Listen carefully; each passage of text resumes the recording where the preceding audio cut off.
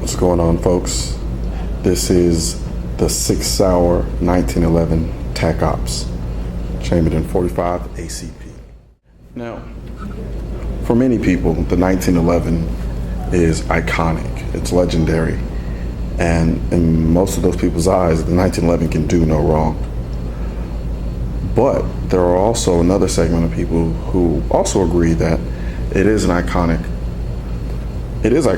and very much so legendary, but that it was, how do you say, a bit outdated, and that the 1911 isn't a really combat effective handgun, or at least the new era of 1911, so to speak. There are those who argue that yes, the original GI models that were issued back during World War II were combat effective, but as far as the new era of 1911s, which are fitted with tight tolerances, are not reliable enough to be combat effective.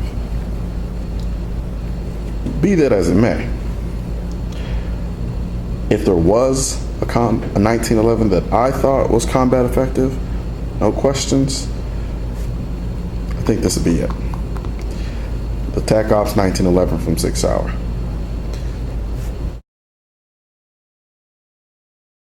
Now, some of you all are probably going to have a heart attack when I say this, but if Glock were to make a 1911, and I'm being very serious here, I honestly believe this is exactly what it would look like. This is a very purpose-driven firearm. It's very no nonsense, straight to the point. Everything that's on this gun needs to be on this gun. Not because they wanted to put it on the gun, but because it needed to be on the gun. And if you take a look at it, especially in today's age where 1911s are so highly customizable, there's very little on this thing. For instance, you have your simple trigger. Usually you have a skeletonized trigger. They opted for the solid trigger. The only thing that is skeletonized is the hammer. They do have a skeletonized hammer, and that's probably the only thing on this gun that it's on here for style's sake. Everything else is purpose driven. Even the grips. Even if you look at the grips, it's great. There's nothing about it that just screams, "Look at me." If anything, it's intended to do the opposite and kind of fly below the radar. But for the most part, it's just a very substance over style driven 1911. The finish, even the finish, there's nothing shiny about it. There's nothing very pretty about it. So it's the nitron finish, but it doesn't do much in the way of evoking some type of emotional feeling about the way it looks. It is very much a let's get this job done and get the hell home kind of gun in terms of how it looks. And for some people, they may like that. Other people won't like it. Me personally, I'm kind of indifferent. You know, it is a nice gun when I look at it, but I have to be honest, if Glock were to make a 1911, that's exactly what it would look like.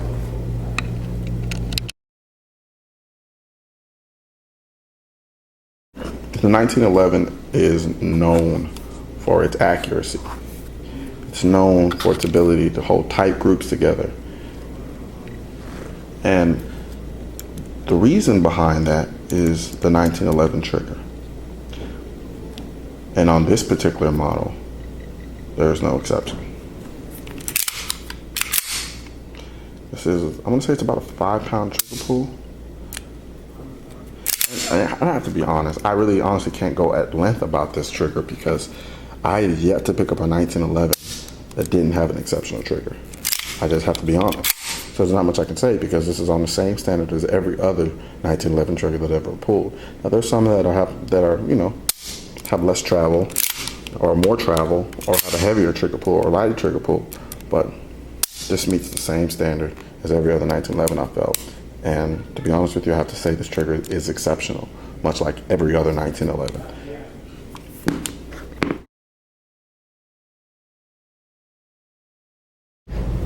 This is a 1911, so of course it's going to have some heft to it. And it's not going to be a light gun, especially compared to the other polymer guns that are out there on the market nowadays. Now, that being said, since this isn't an all-steel frame 1911 like some of the 1911s out there, it's going to be a lot lighter compared to those. This is an aluminum frame, and the slide is stainless steel. And what that gives you is good balance between weight and heftiness that is usually accompanied by a 1911. So in that regard, this gun is relatively light, considering it is a 5-inch.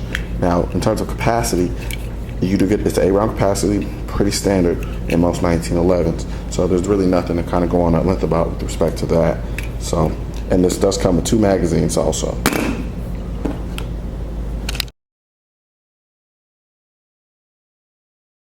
Now, we know 1911s are probably the most highly customizable firearm to date. And you could pretty much do all types of things with a 1911 and make it your own personal toy, what have you. But like I said before, this is the TacOps version, and it's very purpose-driven and more about function than it is about style. But that doesn't mean that it lacks certain features that are typical of a 1911. You still very much have your safety.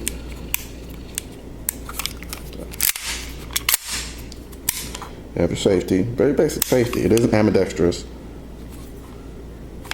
You also have your hammer. You have a skeletonized hammer. Okay. You have the beaver tail at the back, which keeps the hammer bite away, as you can see. And you also have your grip safety. So as far as your standard 1911 features, this gun has it.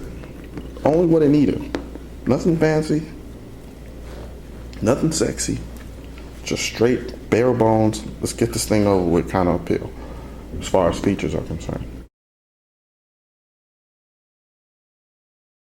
Now, with that being said, and after everything's said and done, yes, I know I've harped on the fact that this is a no-thrills gun and that it's straight to the point, all substance and no style, but that does not speak to the quality of this gun. This gun is very much everything you would expect from Sig Sauer in terms of quality, and I have to give it up to them for that. Because it's very much kind of low-lying, don't have to shout about it, and still get to the point. Even the slide is silky smooth, and it's a very positive reaction on return to chamber, and I really like that. And unlike most 1911s, the tolerances on this gun are not as tight, and I think the fact that they aren't that tight makes this gun a combat effective handgun, unlike most super tight 1911s, which become very finicky because the tolerances are too tight.